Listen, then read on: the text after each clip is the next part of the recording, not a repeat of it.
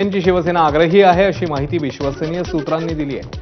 दुसरीकडे शिंदेच्या शिवसेनेला 65 ते 75 जागा देण्यास भाजप अनुकूल आहे अशी ही सूत्रांची माहिती आहे। त्यामुळे मुंबईतल्या जागा वाटपावरून तेढ निर्माण होण्याची चिन्ह पाहायला मिळतात।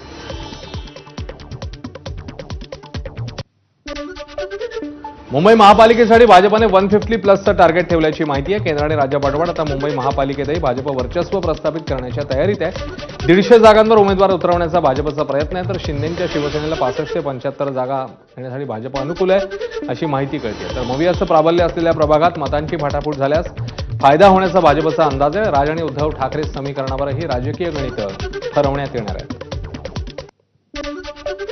साताऱ्यातील फलटण उपजिल्हा रुग्णालयातील महिला डॉक्टरने आत्महत्या केल्यानं खळबळ उडाली। या प्रकरणी एक आरोपी प्रशांत बनकरला अटक झाली आहे। प्रशांत बनकरने शारीरिक मानसिक छळ केल्याचा आरोप सुसाईड नोटमध्ये। प्रशांत बनकर मित्राच्या पुण्यातल्या फार्म हाऊसमध्ये लपून बसलेला।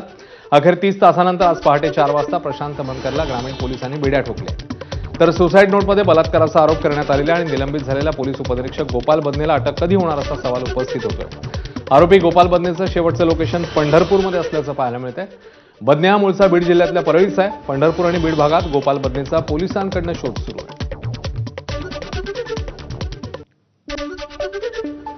साताऱ्यातील फलटणमधील महिला डॉक्टर आत्महत्या प्रकरणी आरोपी प्रशांत बनकरला 4 दिवसांची पोलीस कोठडी सुनावण्यात आली आहे। पोलिसांकडून किमान 7 दिवसांची कोठडी मागण्यात आलेली, मात्र आरोपींच्या वकिलांकडून जोरदार युक्तिवाद करून 4 दिवसांची पोलीस कोठडी देण्यात यावी अशी मागणी झाली।